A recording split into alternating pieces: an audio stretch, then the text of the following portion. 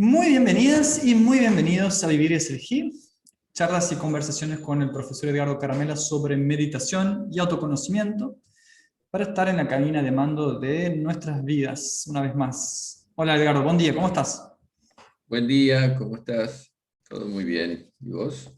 También, muy bien, contento de estar acá. Y hoy vamos a hablar otra vez de respiración, pero mi idea es que pudiéramos profundizar un poco y hablar de un aspecto en particular de la respiración, que son algo que creo que es desconocido para la mayor parte del público, digamos, que son los ritmos respiratorios. ¿Nos podrías explicar qué significa? ¿Qué es eso de un ritmo respiratorio?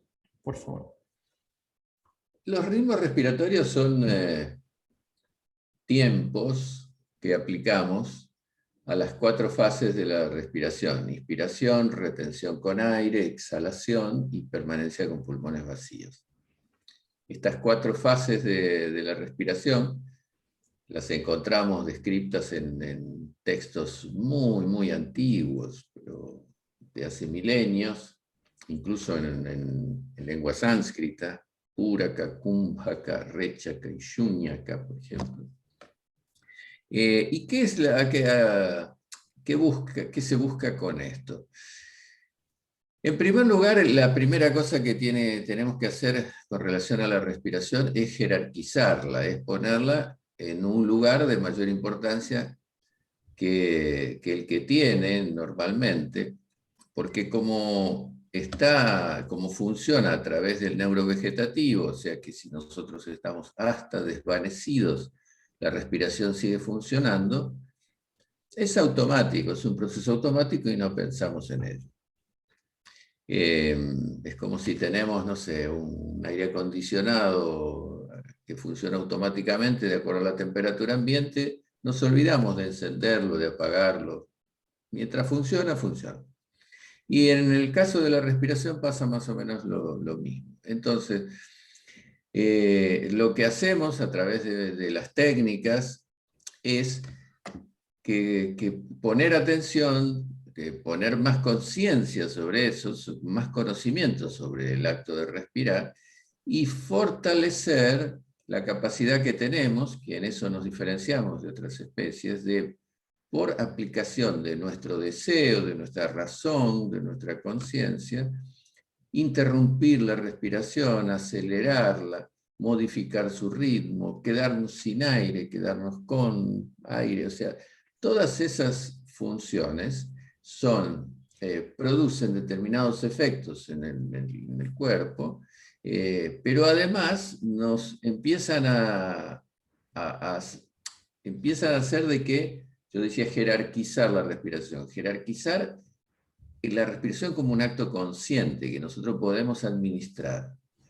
En lugar de dejarlo solamente funcionando de manera automática, ponerlo en un terreno de decidir qué hacer con ella, cómo respirar en determinados momentos de nuestro día, de nuestra vida, lo que sea, para conseguir también resultados distintos.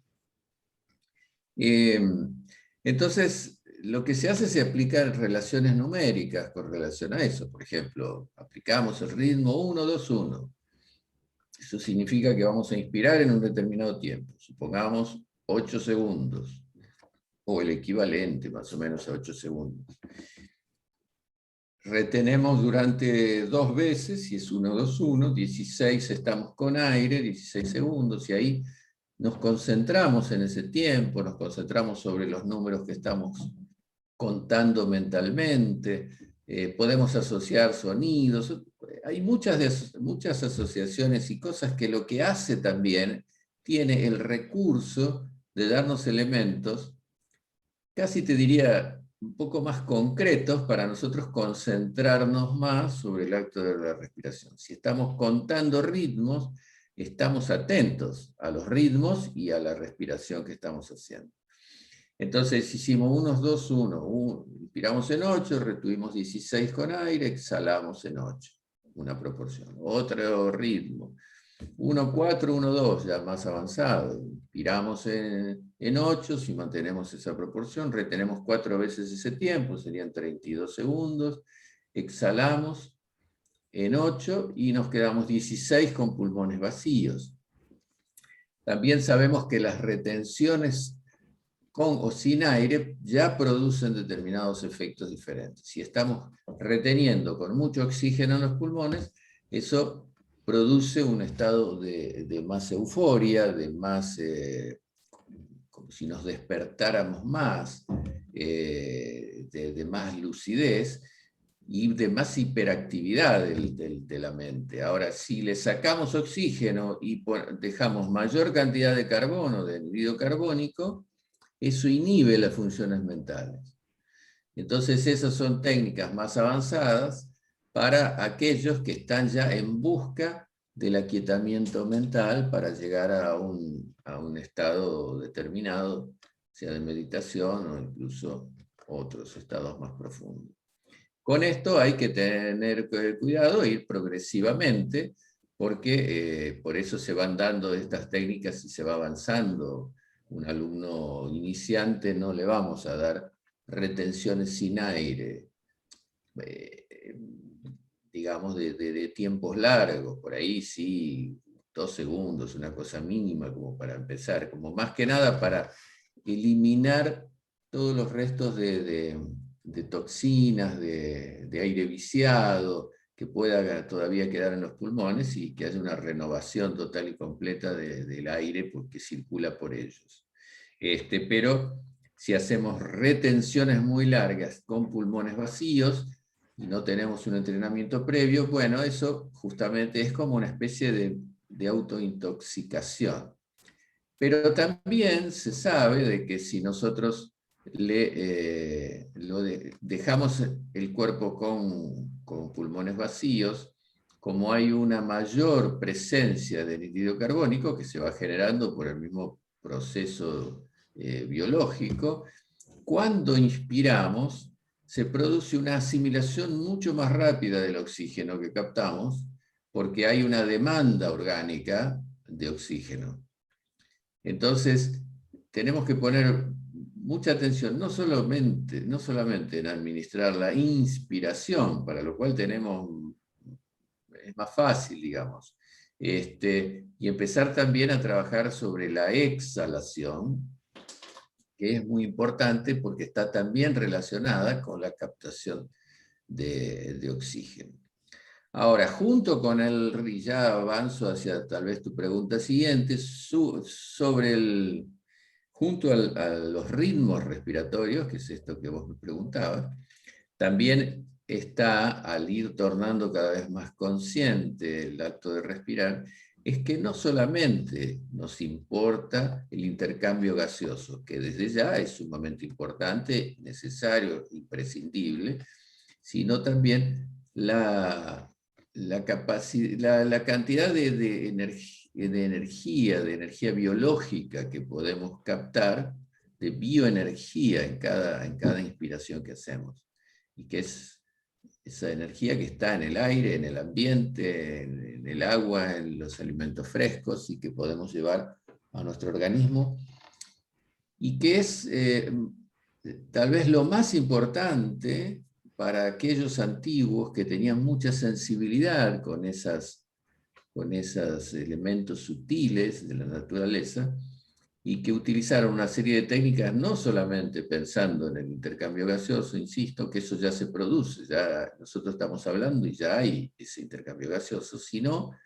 enfatizar mucho más en el aprovechamiento de esa vitalidad que podemos llevar a nuestro organismo a través de la respiración. Bien. Y vos ya mencionaste un poco sobre que esto genera algunos resultados, o que el motivo por el cual también usamos los ritmos respiratorios es bueno, para obtener esos resultados. ¿Qué tipo de resultados podríamos pensar obtener teniendo en cuenta eso que ya dijiste, de que la inspiración o el aire en los pulmones tiene un efecto, el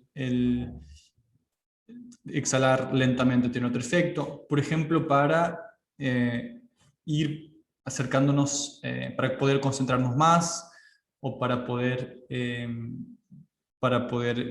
eventualmente entrar al estado de meditación, pero ya con practicar, hacer el ejercicio de meditación sin, iniciante, digamos, sin tener la ambición todavía de, solo con el objetivo de concentrarnos más. Cuando estamos allí intentando concentrarnos más ahí y acceder al estado de meditación, ahí la respiración pasa a ser prácticamente automática. Al comienzo vamos a hacer algunas respiraciones profundas para vitalizarnos más, para generar un estado de mayor lucidez, porque el estado de meditación es un estado, no es un estado vegetativo, como piensan muchos, que se ve de afuera la persona, con los ojos cerrados, con el cuerpo totalmente quieto, en una posición allí y casi en un estado impávido, digamos, casi sin expresión en el rostro. No, nada de eso. Es un estado hiperdinámico, adentro. Y los ojos cerrados y todo eso, cuando la persona avanza y ya conquistó el estado de meditación, no precisa tener ningún auxiliar, ni nada que lo ayude, como desconectar la visión a través de cerrar los ojos, nada por el estilo. Él está hiperconsciente, está mucho más lúcido que antes. Por lo tanto, no precisa nada. Y la respiración va a ser, ya no va a prestar demasiada atención a ella, ¿no? Está conectado con la respiración, pero no precisa regularla especialmente. Ahora, en las prácticas de respiratorios, ahí sí tenemos probabilidad de actuar sobre el ritmo respiratorio, sobre la frecuencia con que respiramos, la velocidad.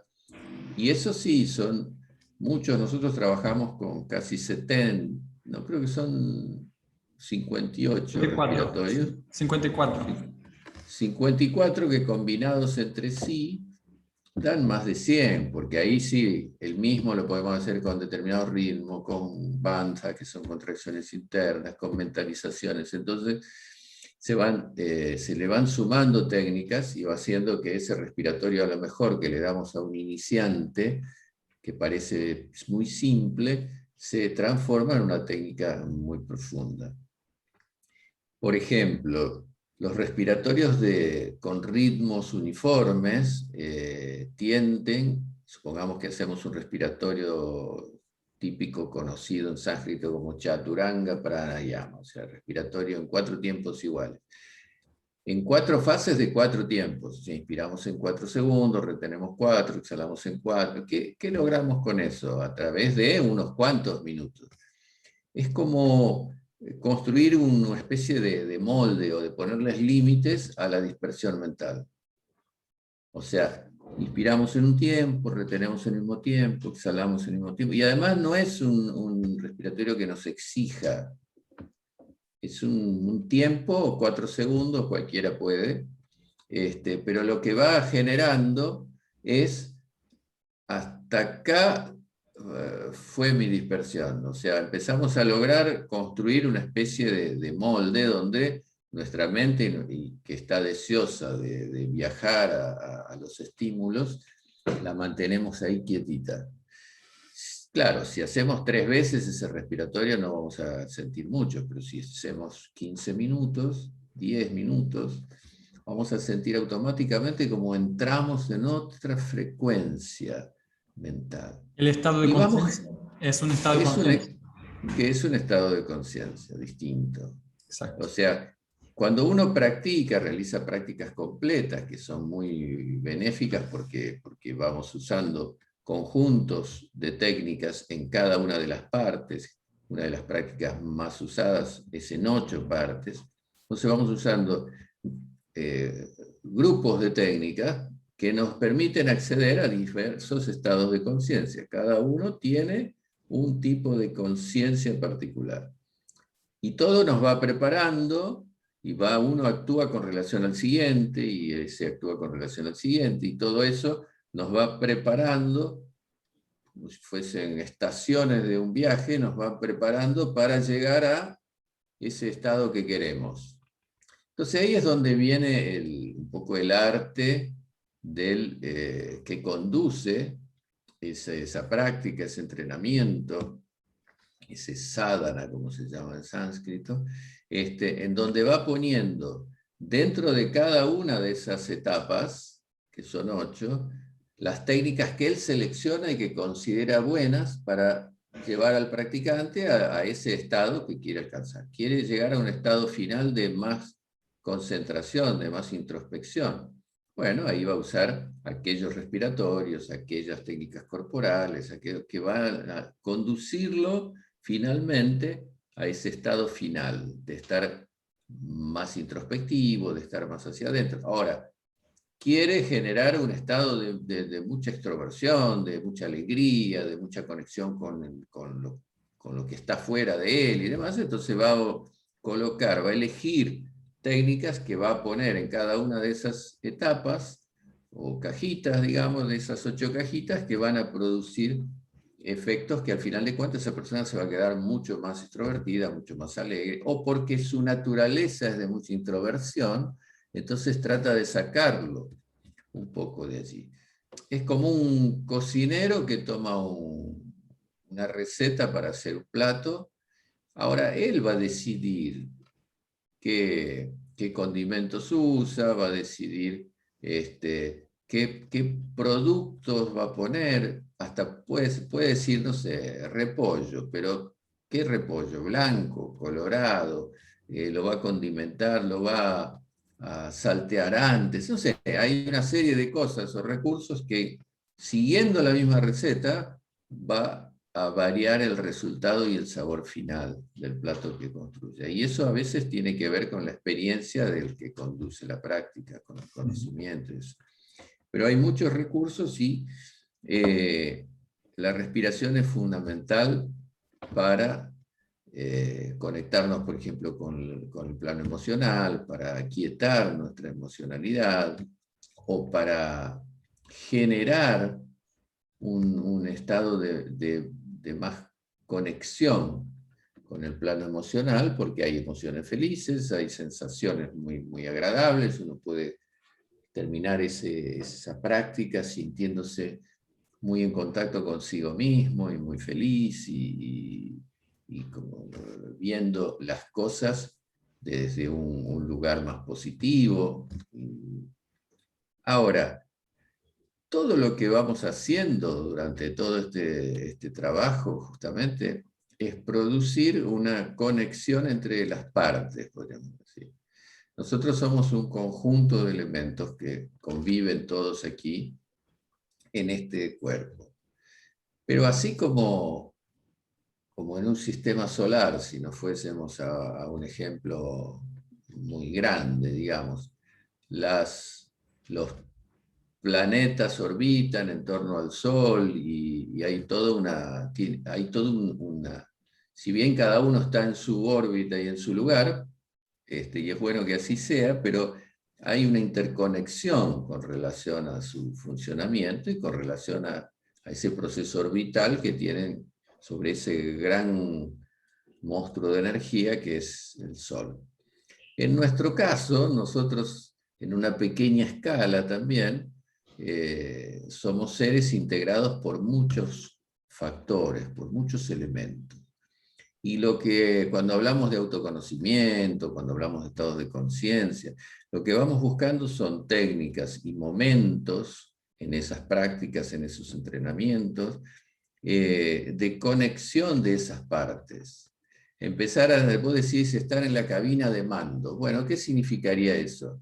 Estar un poco en el centro de ese funcionamiento, que así como lo quería comparar con los planetas, nosotros tenemos un cuerpo físico que tocamos y sentimos, tenemos una energía, o sea, un cuerpo energético, porque convive con esto. Si no tenemos energía, estaríamos fallecidos, muertos. Si tenemos más energía, estamos más vitales, usamos más el cuerpo. Las personas que tienen mucha energía no pueden estar quietas, se mueven más, o sea, usan más el cuerpo, lo explotan al máximo. Entonces hay una relación ahí entre la parte física concreta, densa, con esa energía que lo mueve, lo vitaliza, lo hace vivir, digamos. Tenemos emociones, nadie puede dudar que tenemos emociones. Entonces, ¿dónde están las emociones? Bueno, están en una cuarta dimensión, hay una cuestión de relación incluso de nuestras sensaciones con las emociones. Entonces, ¿qué podemos hacer? ¿Dejar que eso funcione por sí misma? No, vamos a tratar de tener herramientas para actuar sobre nuestras emociones, que son oleadas de energía para que actuemos en función de ellas. Tenemos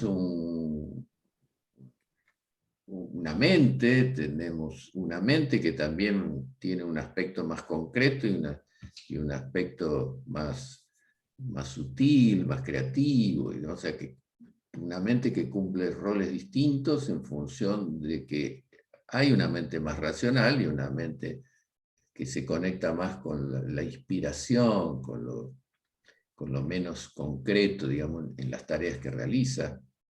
¿Tenemos intuición? Sí, tenemos intuición.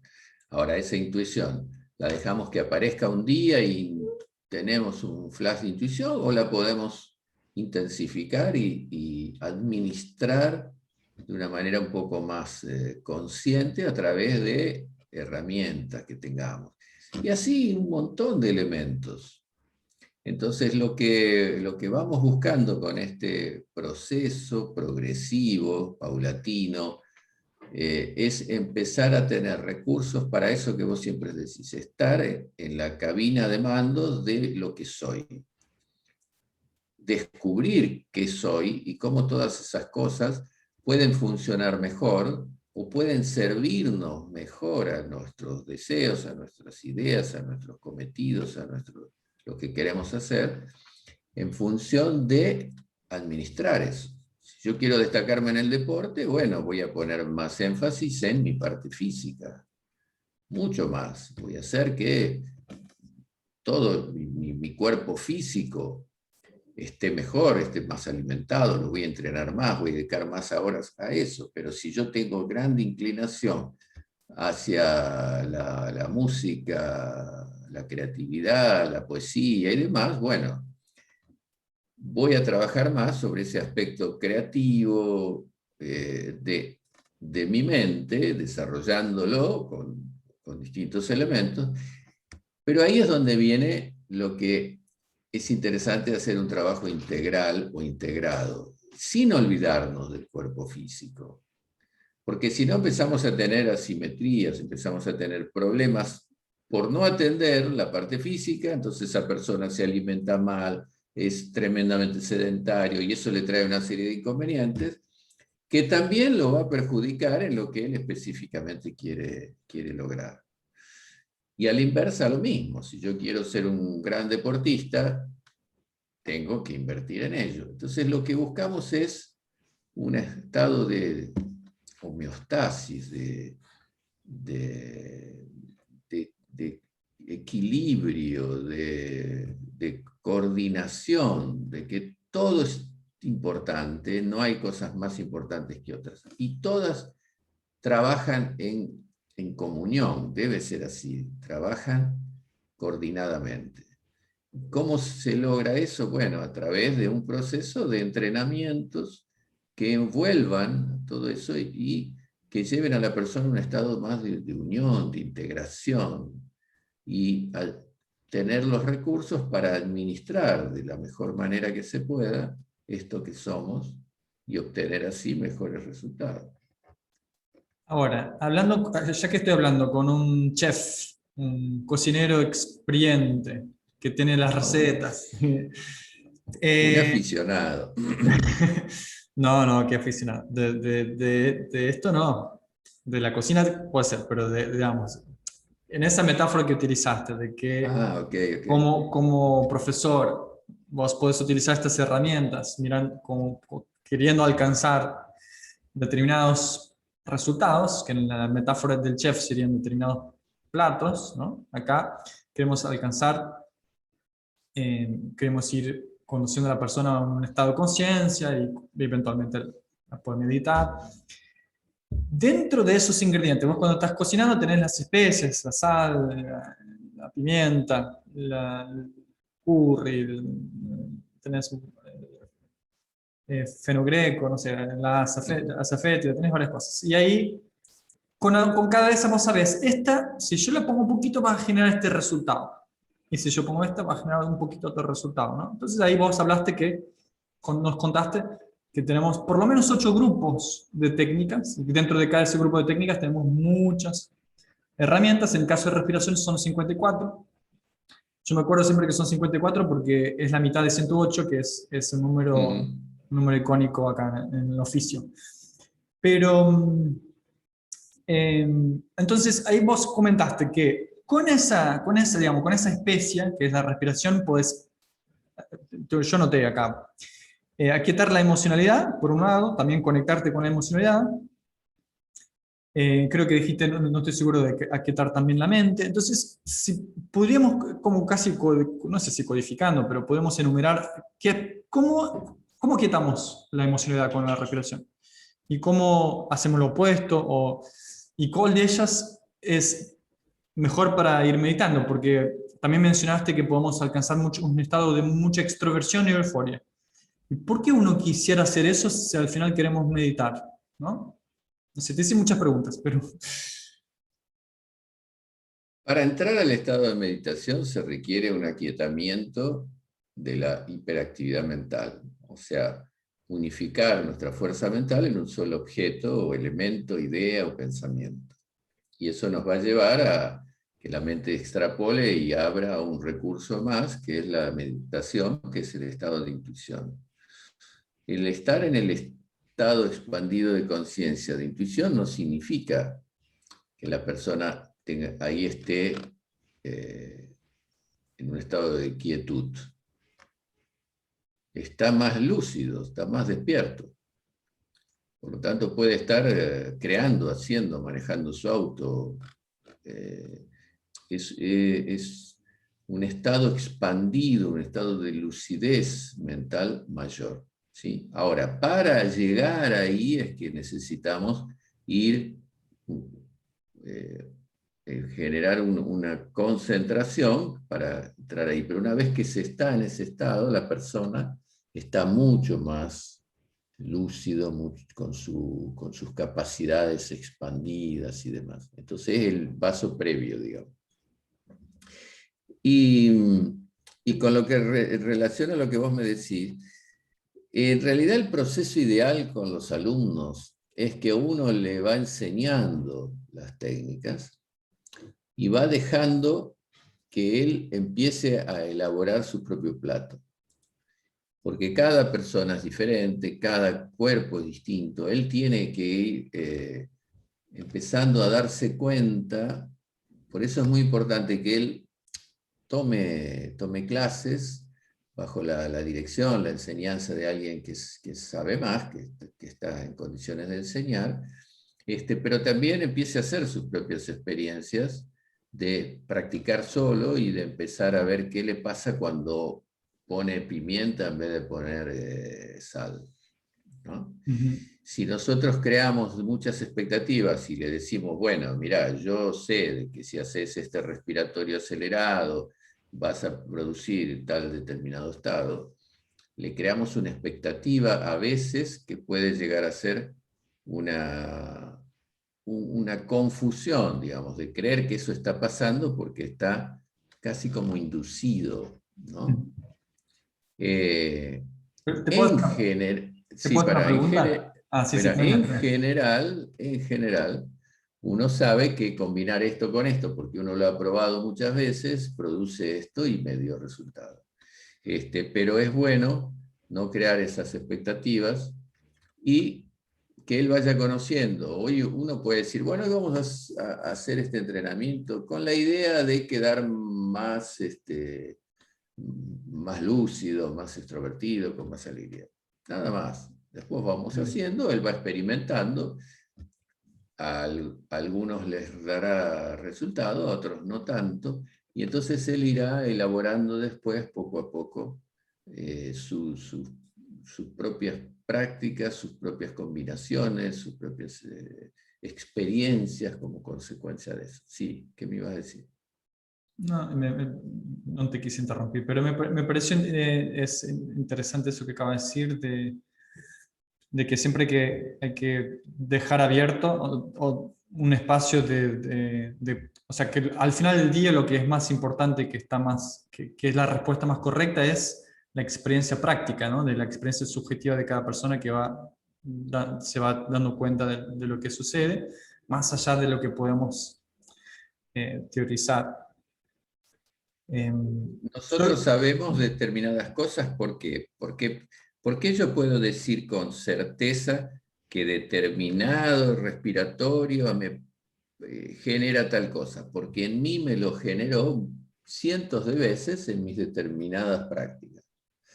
Pero no puedo estar tan seguro de que en vos va a producir exactamente lo mismo. Hay una alta probabilidad que sí, pero lo más lógico es que vos hagas tu experiencia. Por eso es vivencial. A partir que vos hagas tu experiencia, vos vas a poder decir, yo te puedo afirmar a tu alumno o a quien fuese, que esto produce esto. Ok. Ahora, hasta que no tuviste la experiencia práctica e incorporaste la vivencia, las sensaciones y eso, hasta ahí confías en que pueda ser, pero no lo sabes con total certeza. Por eso las filosofías prácticas, que las más antiguas generalmente eran así, están ligadas a dar opiniones comprobadas en procesos prácticos. Porque era gente más ligada a la naturaleza, entonces aprendía viendo las cosas. Después se transformaron más en escuelas de pensamiento, que especulaban con determinadas verdades a través del debate, a través del intelecto, empezó a ganarle a la experiencia empírica. Y algunas conservaron las dos, y otras se asociaron las prácticas con las teóricas, y entonces ahí crearon ampliaron un poco la actuación de ese conocimiento. Pero todo nuestro proceso es totalmente empírico. O sea, ¿por qué sabemos que la respiración actúa sobre la emoción? Que era una de las cosas que vos me preguntabas al comienzo. Porque si yo tengo algún impacto emocional, mi ritmo respiratorio se modifica de inmediato. A veces ni nos damos cuenta, porque a lo mejor es leve, pero nos emocionamos mirando una película hasta que nos genere llanto. Entramos en un estado vivencial de emoción.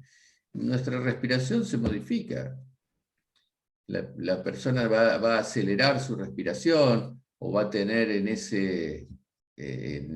posiblemente en esos sollozos, va a tener una forma de captar aire distinto porque lo necesita. Entonces hay una total relación de ida y de vuelta entre respiración y emoción. Se me cortó el aliento, dice una persona, porque me asusté, me quisieron asaltar. ¿Cuántas veces? La mayoría conduce o ha conducido autos y en un momento dado estuvo a punto de tener un accidente. Tiene que parar en un costado del camino, siente que el corazón se le sale del pecho, quiere salir del auto y casi no se puede parar porque le tiemblan las piernas. O sea, hay todas unas cuestiones físicas ligadas a su ritmo respiratorio. El primer consejo que cualquiera le va a dar es decir, bueno, tranquilo, respira profundo, quédate tranquilo, porque está presente, no porque seamos médicos ni nada, porque está presente en nosotros, porque nos han sugerido eso, porque lo hemos puesto en práctica, porque nos dio resultados, es de que a través en un momento de emoción, de estrés, de adrenalina, aquietar la respiración, aquietará ese proceso estresante. Entonces sabemos eso. Si sabemos que para allá o para acá los dos están ligados, emoción y respiración, porque la respiración se afecta de acuerdo a la emoción, ¿por qué no usar determinadas técnicas respiratorias para actuar, para interferir en la emoción? Y funciona. Si un día nos sentimos más tristones, bueno, vamos a hacer 15 minutos de un respiratorio de hiperventilación y nos vamos a sentir súper cambiados rápidamente, en menos, en 5 minutos. Si sentimos que estamos muy ansiosos, bueno, sería como el susto, o sea, sentate ahí, cerra los ojos, respira profundo 5 minutos y automáticamente, orgánicamente, se produce una modificación. Y eso desde el sentido práctico es sumamente benéfico, es sumamente interesante, porque cuando cualquier cosa que tengamos que enfrentar que nos produce más adrenalina, que nos excita demasiado, que nos pone ansiosos, que empezamos a sentir sudoración en las manos, todos esos síntomas que nos anuncian que estamos entrando en un estado de estrés más elevado, y nos va a afectar en el rendimiento de aquello que vayamos a hacer, sea una práctica deportiva, un examen, dar una charla pública, lo que fuese. Entonces, si logramos tener recursos para saber de que, bueno, ¿qué es eso de, para contar hasta 10? ¿Contar hasta 10 qué es? Hacer un ejercicio respiratorio, porque para contar 1, 2, voy sacando aire y teniendo que tomar aire, y automáticamente es un prestar atención a otra cosa, que es la respiración que estamos haciendo y los números que estamos contando, y es darle tiempo al organismo para que esa constante inyección adrenalínica empiece a disminuir. Y en pocos minutos nos sentimos más calmos, más en orden con nuestros pensamientos, empezamos a ver las cosas distintos, tomamos alguna decisión más acertada. Y es así. Entonces, si tenemos 54 técnicas que podemos combinar con otras para respirar de distintas maneras y lograr actuar sobre toda nuestra biología, sobre nuestra manera de pensar y de actuar, bienvenidos sean.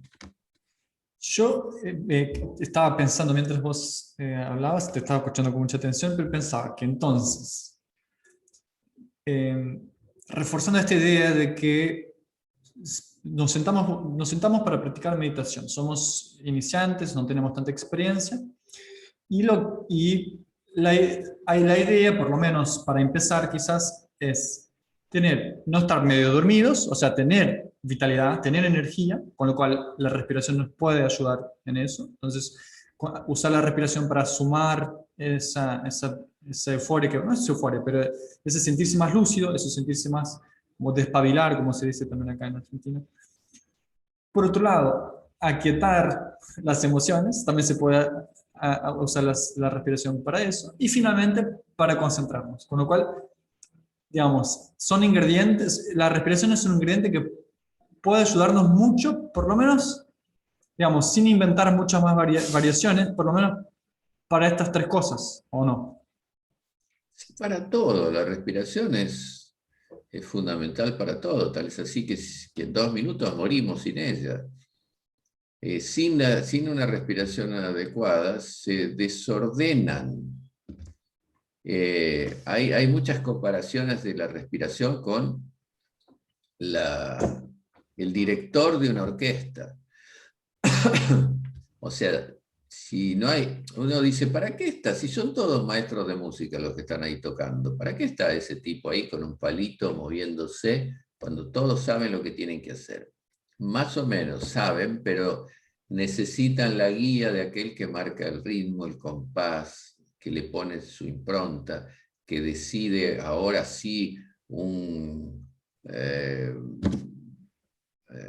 forte, un piano, no sé, modalidades que van a hacer que esa orquesta sea mucho más intensa en su o no, o te lleve a un estado emocional de más sensibilidad. Bueno, la respiración permite eso, pero tenemos que aprender a usarla. En primer lugar, prestarle atención, elevarla. Por eso yo cuando comenzó esto dije jerarquizar la respiración. A través de la respiración hasta se modifican las partes óseas. Las personas que, por ejemplo, respiran por boca durante la noche, que incluso tienen apneas, que parece que la persona se murió y está ahí, y de golpe recomienza. Hay mucha gente que tiene eso. Tiene un montón de problemas. Problemas que incluso son orgánicos, se van transformando en orgánicos. Entonces, la manera en que respiramos tiene unas consecuencias tremendamente importantes en todo el funcionamiento de nuestra biología, de nuestro cuerpo, en todo. Aquel que respira por boca de noche se despierta cansado. Durmió, sí, pero durmió mal, usó la herramienta equivocada para inspirar, secó sus mucosas, no filtró el aire. O sea, hay toda una serie de elementos que van a hacer de que esa persona vaya sintiéndose mal en el tiempo, porque su respiración, en ese estado de sueño, que no hay ningún tipo de administración consciente, no está siendo bien realizada. A veces por problemas que, bueno, que pueden ser solucionados hasta quirúrgicamente. Entonces, lo primero es jerarquizar la respiración y ponerla en ese lugar de importancia y saber que a través de ella vamos a tener acceso a otros estados de conciencia que nos va a permitir, que vamos a poder alcanzar de acuerdo a cómo administremos nuestra respiración, que es como un arte, ¿no? Bien. Ahora, ¿por qué no le damos importancia? Porque aunque nosotros no hagamos nada por ella, respiramos. Entonces nos olvidamos de ella y solo nos acordamos cuando no funciona. Muy bien. Bueno, Edgardo, estamos llegando al final de nuestra conversación de hoy también. No sé si hay algo que sobre la respiración o los ritmos respiratorios que yo no te pregunté que te parece importante mencionar al final. Y si no, vamos terminando. La respiración nos conecta con estados distintos, nos conecta con el medio ambiente, nos permite administrar ese aspecto tan importante que volvemos a insistir que son nuestras emociones que por momentos nos gobiernan. Entonces tenemos un sistema, una herramienta. O sea, uno no le puede decir a nuestra mascota: escúchame, ahora vas a inspirar en 4 tiempos, exhalar ahora te vas a quedar sin aire. Él podrá hacerlo porque en un momento dado lo tiene que hacer ligado a su instinto de supervivencia, pero no porque decide hacerlo. Entonces, eso es una gran diferencia de la especie humana, que tiene que ver con su desarrollo neuronal y su sistema nervioso, que le permite hacer determinadas cosas o actuar sobre determinadas funciones orgánicas de manera consciente. Es un gran salto evolutivo, tremendo, pero no lo usamos. Tenemos esa capacidad, pero no lo usamos. Ahora, cuando empezamos a darnos cuenta que empezamos a respirar y que probamos, ahora vamos a inspirar en tanto, retener en tanto, exhalar en tanto, nos empezamos a dar cuenta, por eso digo jerarquizar la respiración, que tenemos ahí una herramienta que es nuestra, que la podemos usar para justamente producir mayor alegría, aquietarnos, concentrarnos mejor, estar menos nerviosos o atravesar mejor una situación estresante. O sea, salimos de lo instintivo. Y eso es poner en marcha una maquinaria que evolucionó durante milenios, durante millones de años, y que nos dio una capacidad de administrar prácticamente todo lo que somos desde allí. Y es tonto no usarlo. Bueno, perfecto, Edgardo. Escuché que te sonó el timbre, vamos a aprovechar eso para ir Así terminando. es. Nos Muy despedimos bien. y nos vemos la semana que viene, Edgardo. Muchas gracias. Al contrario, un abrazo y que respires lindo.